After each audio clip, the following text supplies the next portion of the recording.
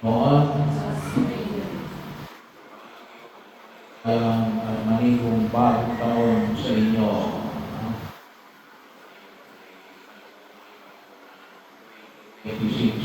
At Hermes ng buwan 2026.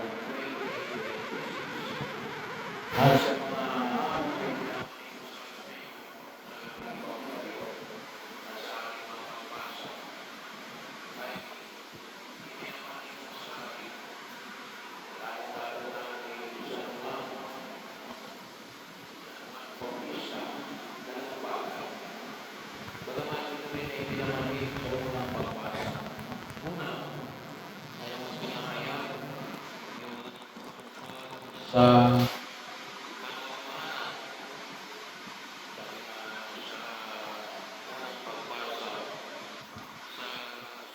ni Apostol San Juan, pareho nyo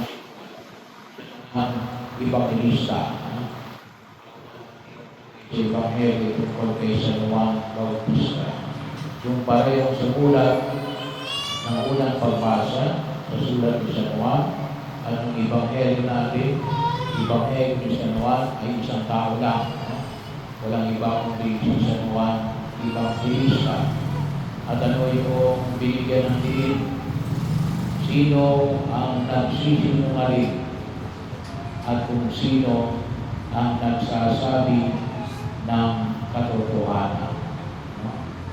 Napakahalaga ho sa kapanahunan ngayon.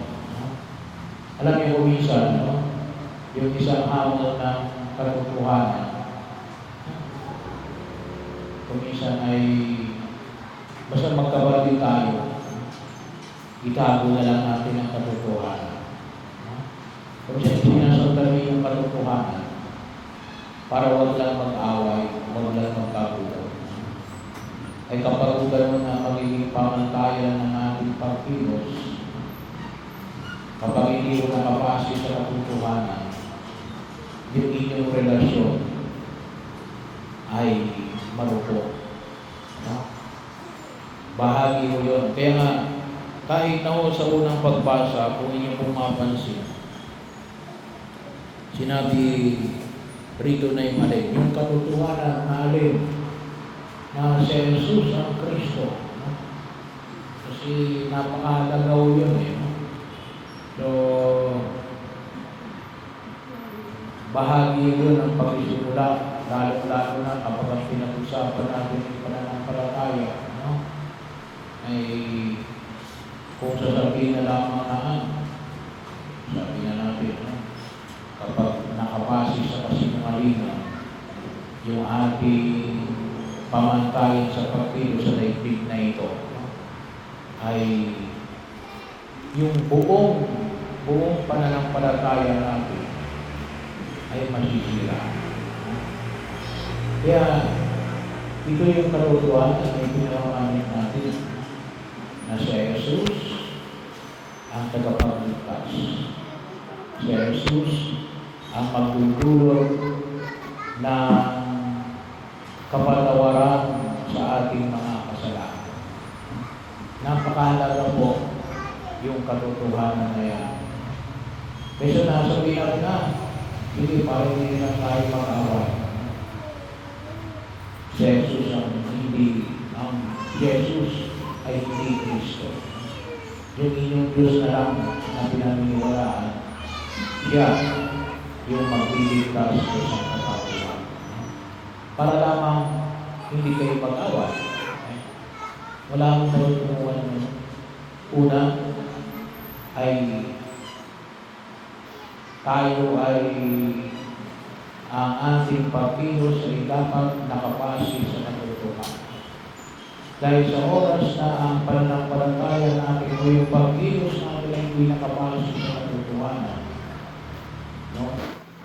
Sabi nga natin, kung isipin ang opinion, o kung sino lang yung malakas, no? Yun ang mangyayari. Ay wala ko tayong katotohanan.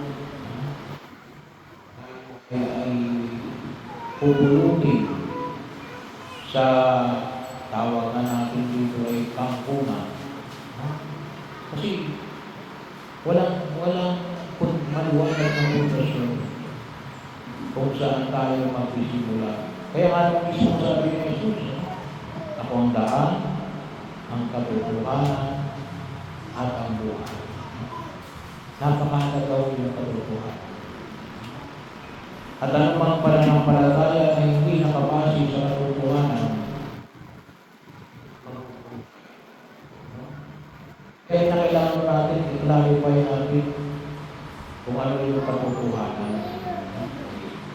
Kinakailangan maliwanag.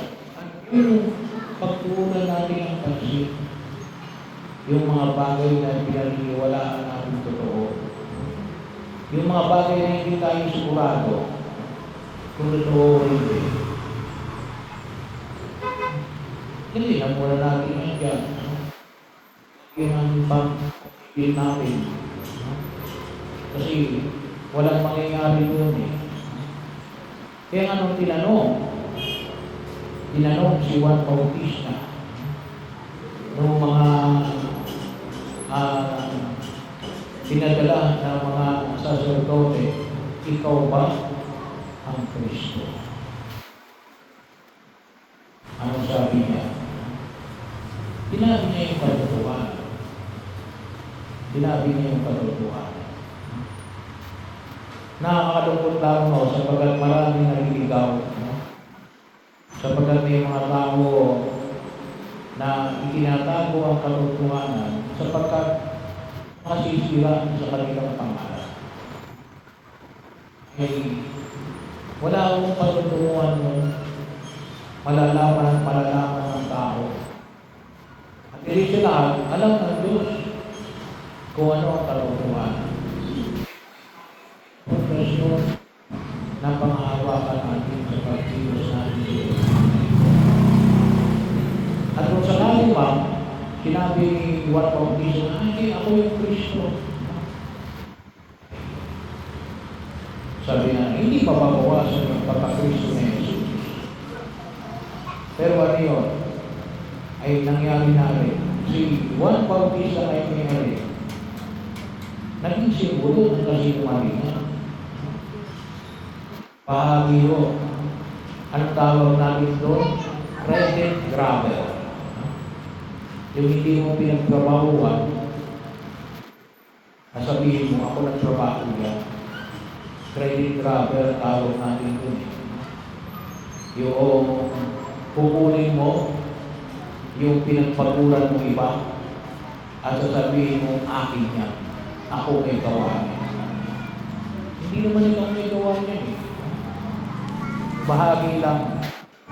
O maaaring siguro kasama ka lang sa gumawa niya. Pero hindi ka naman ikaw lang ang may gawa niya. Pwede gawin eh. Maging credit grabber. Kasi bakit? Isa yun sa mga kalaban ng katotohanan. Lalo-lalo na ho ngayon, sabag na ho natin ngayon yung mga deep fake news, mga pagkakataon na inilalakad na hindi namin namamalaya. Kaya pala nilalakad yun para either na siraan ng ibang tao o bigyan ng maling papuri yung ibang tao. Kaya mag-ingat tayo, baka hindi natin namamalaya. Nilalason na pala yung ating kaisipan. Kasi bakit? Malayo sa katotohanan. Kaya nga siguro nung piyesta ng